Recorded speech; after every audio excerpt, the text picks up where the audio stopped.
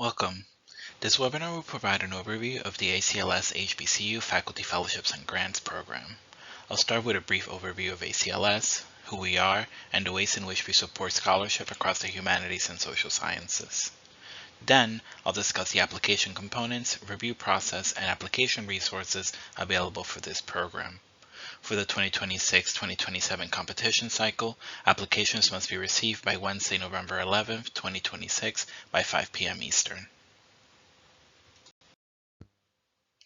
The American Council of Learned Societies is a private nonprofit federation of 86 learned societies in the humanities and social sciences that support tens of thousands of scholars working across all fields of humanistic inquiry. ACLS is over 100 years old, and in that time, we have launched initiatives that advance research and field building, as well as direct support for scholars, public engagement, and systems change in higher education. ACLS is dedicated to advancing the creation and circulation of knowledge about humanity and human endeavors, past and present. We do that by advocating for the right to pursue knowledge freely. We fund outstanding scholars and scholarship in the humanities and social sciences. We build and support communities that transcend boundaries and borders of all kinds, and we promote conditions and policies that help scholars thrive. 2026 marks 100 years of ACLS grant making, and we are happy to say that applications are now open for the 2026-2027 competition cycle. Like previous years, ACLS is offering a wide range of fellowship and grant opportunities for scholars working in various fields of the humanities and social sciences, from advanced grad students to early career PhDs and senior scholars. Please visit our website, acls.org, to learn more about our work and view our complete offerings of fellowships and grants. Let's now discuss the ACLS HBCU Faculty Fellowships and Grants Program. This program is funded by the ACLS Endowment and was created in consultation with HBCU faculty and administrators. Based on what we learned from a series of focus groups, we landed on a program with two separate competitions, one for long-term fellowships and another for smaller project grants. First, let's talk about the fellowships. For the 2026 competition, the ACLS HBCU program is offering 8 fellowships up to $50,000 with a 15 to 27-month award tenure, which can commence as early as June 1st, 2027 and end no later than August 31st, 2029. One thing to note is that you apply for a fellowship and you propose to complete your project in 15 months, that will be as competitive as someone aiming to complete their work in 27 months. In other words, you should propose a project timeline that makes sense for your project and institutional context and will allow you to accomplish the work you seek to do. ACLS HBCU Fellowships seeks to create conditions for scholars to have sustained engagement with their research project. For this reason, be aware that fellowships require the equivalent of 4 course releases to be taken during your award tenure. This time can be taken during the academic year in the form of course releases or to supplement a sabbatical, or in the summer in lieu of summer salary when you might otherwise be teaching.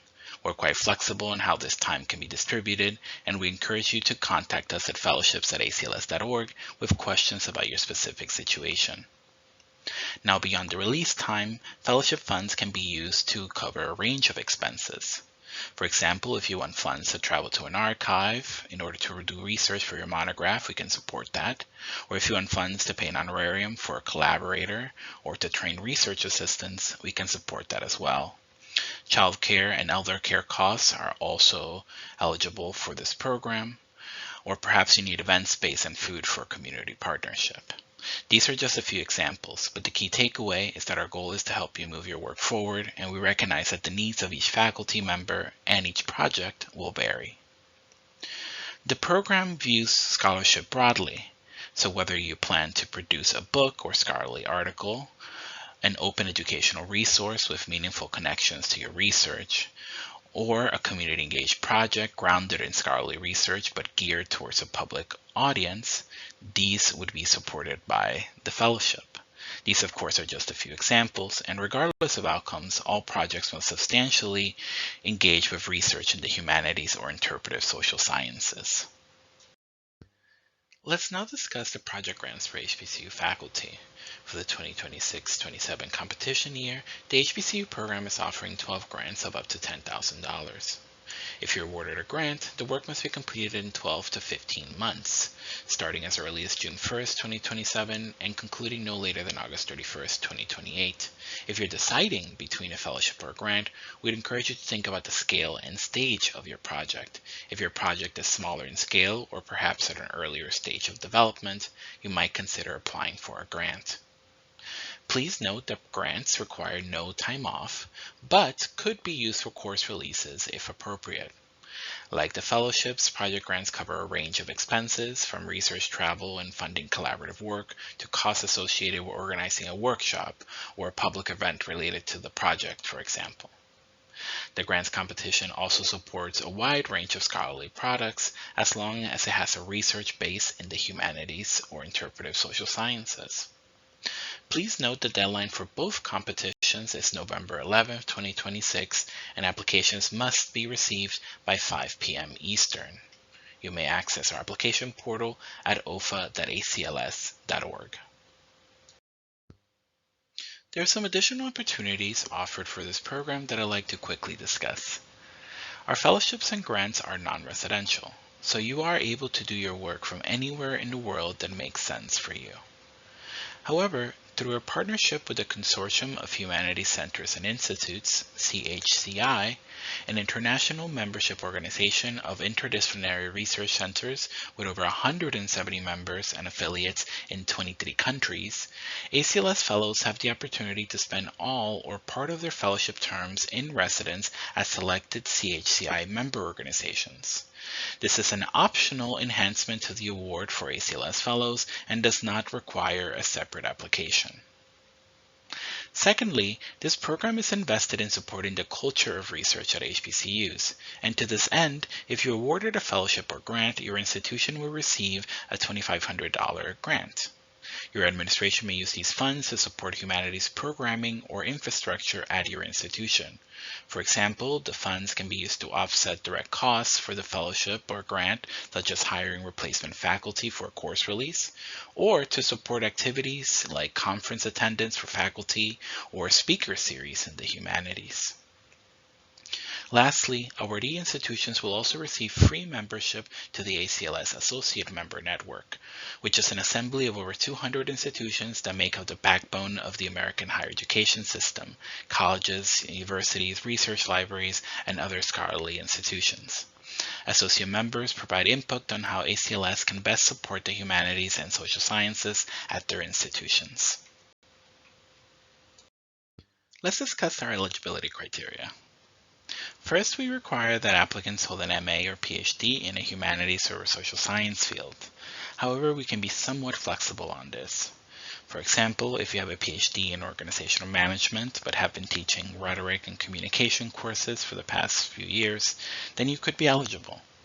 We encourage you to email us at fellowships@acls.org with any eligibility questions and sharing a bit of your contacts so that we can advise you on your eligibility. Second, to be eligible, you must be primarily employed at an HBCU as an instructor. So you may be tenured or in the tenure track or a contingent faculty member, but we do require that you remain primarily employed at the HBCU for the duration of your fellowship or grant term. You must also be available to take part in occasional networking, project development, and mentorship events put on by ACLS during the course of the award term. Next, all projects must engage substantially with research in the humanities or interpretive social sciences, and they must employ predominantly humanistic approaches and qualitative or interpretive methodologies. Also, any resource produced about teaching and learning must be focused on a post-secondary context, as K-12 resources are not eligible. Faculty are able to submit applications for both the fellowship and grant competitions in the same year, but the applications must be for separate projects. If awarded both a fellowship and a grant, you may only accept one. A quick note on what we mean by interpretive social sciences. For many ACLS fellowship and grant competitions, eligible projects may include sociology, linguistics, anthropology, and other fields in the social sciences, as long as they provide a theoretical framework for exploring the complexities of human experience, emphasizing the importance of context and historical interpretation in understanding social phenomena. While an imperfect term, interpretive social sciences means that for social science applications to be eligible, they must employ predominantly humanistic approaches and qualitative or interpretive methodologies. When in doubt, ask program staff before applying. Per ACLS guidelines, applicants may use AI tools to write their application. However, it is the responsibility of the named applicant to ensure that all content in their proposal is factual and that they have properly acknowledged and referenced all sources. As the applicant, you are responsible for any errors, omissions, hallucinations, or acts of plagiarism in your application. We encourage you to indicate in your application where and how you used AI assistance for full transparency. Please add no more than one sentence at the end of your proposal indicating your use of AI in your application. As a policy, ACLS peer reviewers are not allowed to use generative AI tools to read applications or write reviews. When putting together your application materials, it is important to think about your audience. Applicants should bear in mind ACLS's multi-stage and multidisciplinary peer review process. Knowing who you're speaking to will help you strategize how to best articulate the problems your research is tackling and the broader stakes. Your ideas matter, of course, but how you present them matters as well. The ACLS HBCU program employs a multi-stage review process. After you submit your application, ACLS program staff will review your materials to ensure they are complete, eligible according to the year's guidelines, and meets the formatting requirements spelled out in our call for applications. Please pay close attention to these details. If you have exceeded page limits or ignore other formatting requirements in a significant way, your application may be held back from peer review. Once this initial screening is completed, your application is then read by three peer reviewers in a first round of review. Typically, these reviewers are within your field, and many will be specialists in the particular methods, time period, or geography that your work explores. ACLS assigns reviewers to your application based on the information you provide us, such as the disciplinary fields designated in the application form.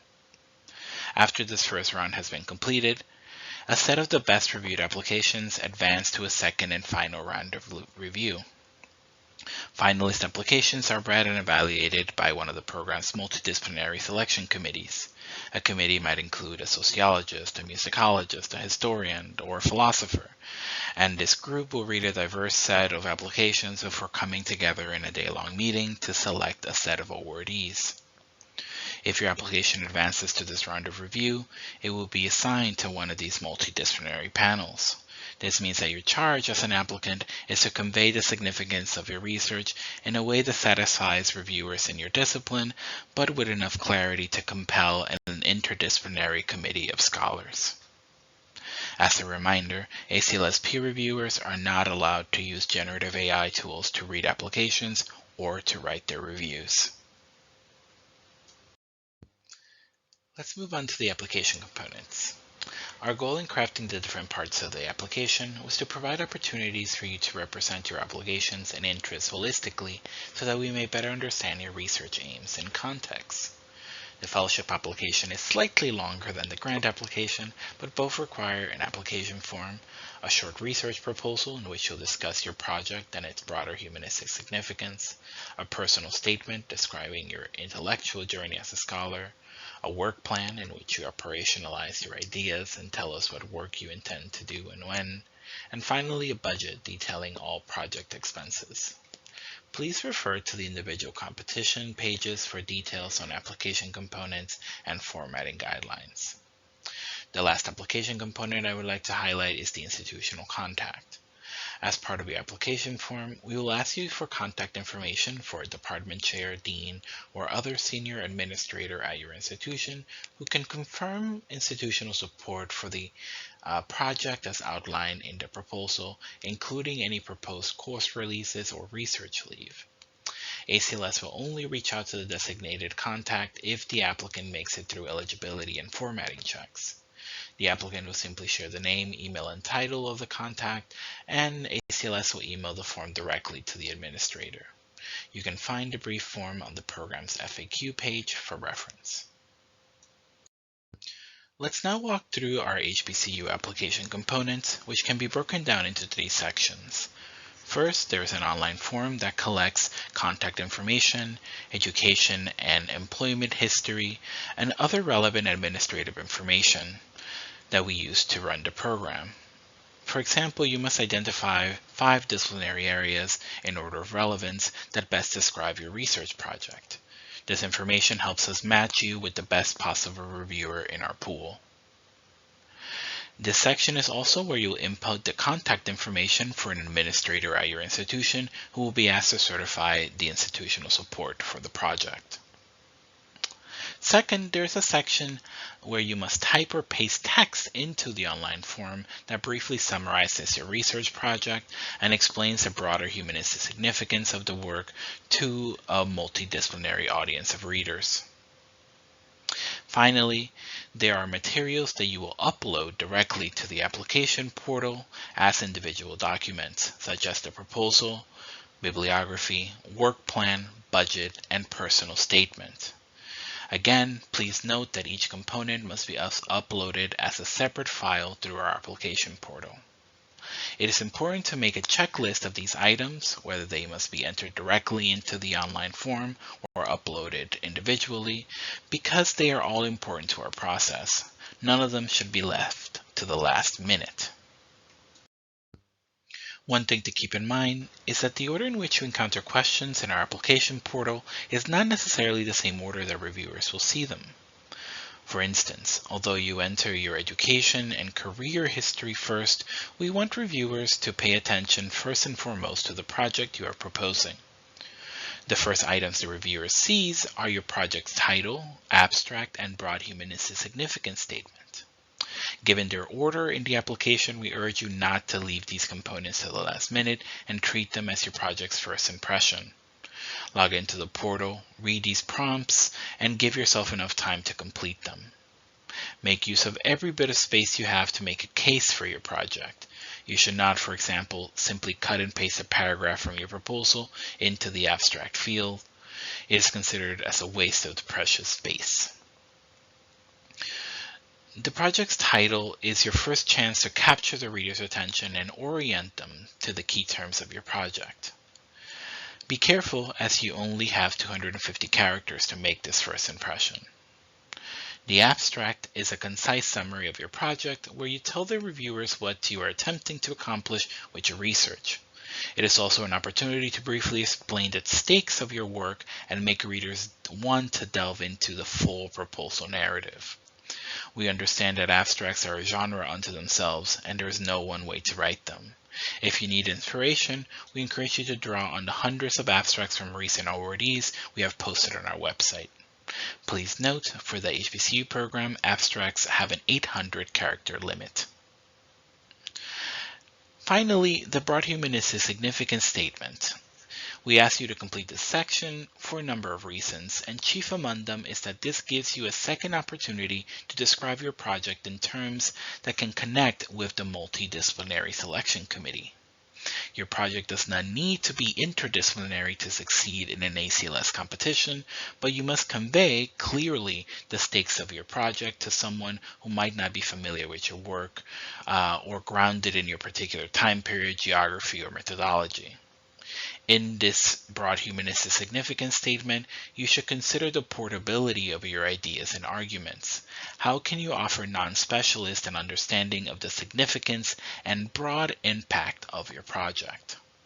If it is appropriate, you may also use this space to explicitly highlight connections to the classroom or to community engagement.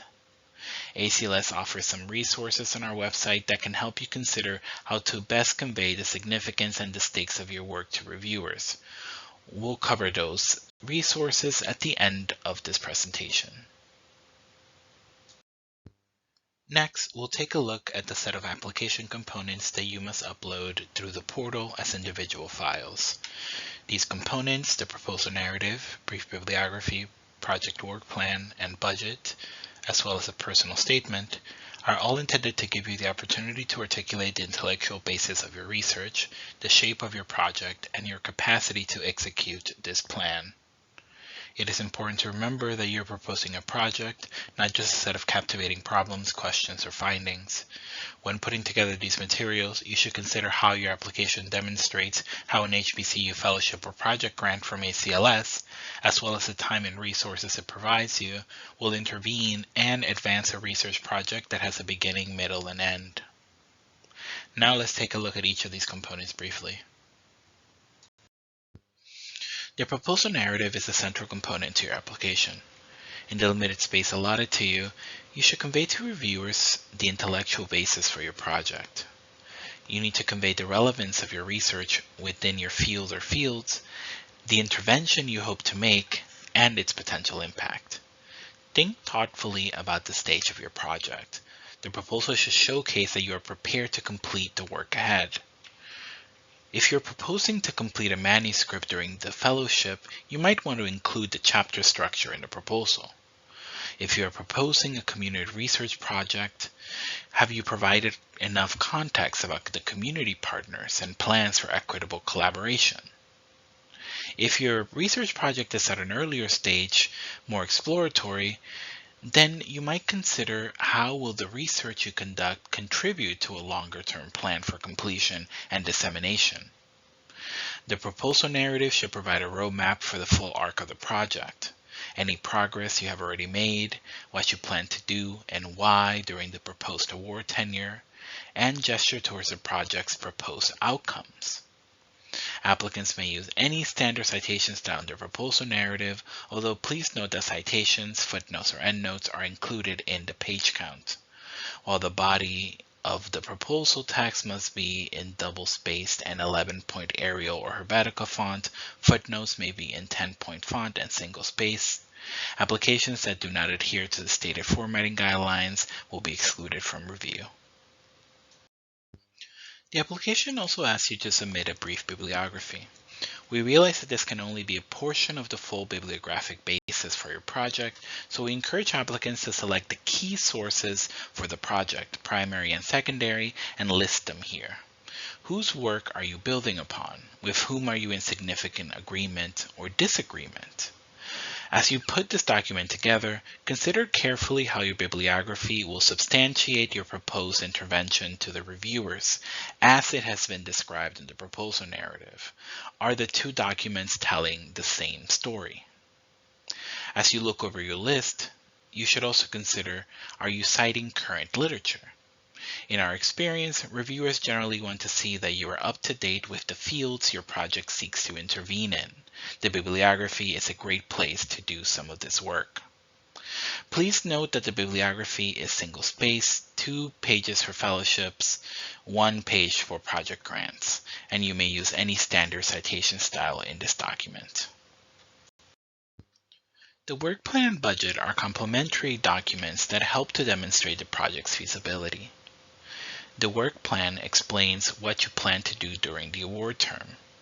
This is an important moment of communication with the reviewers, a way to demonstrate that this research is part of a significant project, not just a series of questions or ideas. As you put together the work plan, make sure you're creating a plan of work that is ambitious but feasible.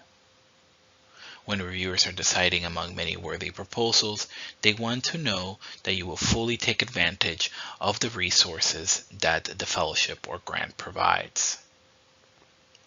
The work plan should include any steps or activities that you will undertake during the award term to advance the project.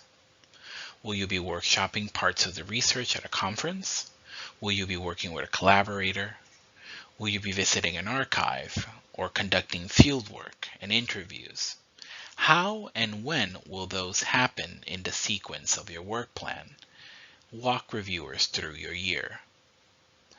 The budget, in turn, should detail the project expenditures for your proposed award period, such as research and writing expenses, conference costs, travel, etc. The budget serves as a companion to your proposal and narrative work plan and will help reviewers understand the full scope of your project and its feasibility. You should include any costs associated with carrying out the work proposed in the proposal and work plan. For fellowship applicants, you must include a minimum of 4 course releases or their equivalent, such as a semester or 2 summer research leave, over the course of the award term. Grant applicants are not required to include any course releases or time off in their budgets. It is important to adhere to the award stipends as you put your budgets together, $30,000 to $50,000 for HBCU fellowships and up to $10,000 for HBCU grants. ACLS does provide templates for the work plan and budget, which you can find on our competition pages. You are not required to use the template provided by ACLS, but for the budget, you must include all the information listed on the template for each budget item. You may edit the provided templates as needed to fit your project parameters. You will also be asked to submit a one-page, double-spaced personal statement that delves into your intellectual trajectory, describing your journey as a scholar and how your proposed work connects to your personal experience and broader research interest. It should provide reviewers with additional context about you as a scholar and how you have come to work on this project. You could describe your motivations for pursuing a particular topic of study or methodology, or how your classroom experience informs your approach to your proposed research, or perhaps other information about you that would illuminate us about your trajectory as a scholar. Some questions to consider, for example, what kinds of personal, scholarly, and professional commitments animate my work? How have those factors influenced my trajectory and brought me to the research questions I am asking now? There is no one way to write the personal statement, but remember, you are not writing a bio. Use the limited space strategically and use this narrative to offer an entryway into your project. As you prepare to apply, we encourage you to take advantage of the resources ACLS makes available online for applicants. The competition pages includes important eligibility and formatting guidelines, as well as links to our list of frequently asked questions. You can also sign up to attend office hours for program officers, which are taking place this summer and fall. Our website includes profiles of past fellows and grantees, which include their project abstracts for reference. In addition, applicants to this program have the opportunity to submit a draft application for expert feedback. You may submit complete or incomplete drafts of proposals, work plans, and/or budgets via the submission portal linked on the competition page. The portal is now currently open, and you will have until August 31st to submit your draft applications. You should expect to receive your feedback in early October. The draft feedback process is completely separate from our normal review process, so don't worry about submitting rough drafts. The goal is to provide you with usable feedback that, should you wish, you can incorporate into your final submission. Please visit the competition page for more information on the draft application review and a link to access the submission portal. As always, you can email fellowships@acls.org with any questions. I'll end with some tips and strategies for putting together your application. First, at your earliest convenience, please read through the ACLS's call for applications and other competition materials on our website, and log into our online application system, ofa.acls.org, so that you can get a sense of all the application requirements. It can be helpful to create a checklist of all the required components and the required formatting for each component. Remember that every piece of the application counts. Your goal should be to propose a project with a beginning, middle, and end, not just an interesting research question or problem. This program funds projects at all stages of development, from initial research to write-up and dissemination. So your proposal should demonstrate how a fellowship or grant will significantly advance your work and move you towards the final completion of this project, even if that will happen sometime after the award period ends. We understand that fellowships and grants can be long-term investments, and you should convince the selection committee that you have the capacity to bring their project to fruition. Use the limited space of your proposal wisely. Balance theory and evidence to substantiate your claims in a concise manner. Clarity is very important. especially given the multidisciplinary nature of our selection committees. Keeping this audience in mind, avoid jargon as much as possible. If you must use field-specific terms, define them for the reader. The broader stakes of the project should be directly stated. Do not make the reviewers guess. Finally, we recommend that you apply well in advance of the deadline. Errors and technical difficulties happen, and you want to leave enough time to troubleshoot any potential issues and reach out to us for help. As a reminder, the application deadline for the current cycle is Wednesday, November 11th by 5 p.m. Eastern. Unfortunately, this deadline is not flexible. Applications are now available at ofa.acls.org. Finally, thank you for taking time to listen to this presentation on the ACLS HBCU Faculty Fellowships and Grants Program. We wish you the very best in your application. If you have any questions, please don't hesitate to contact us at fellowships@acls.org.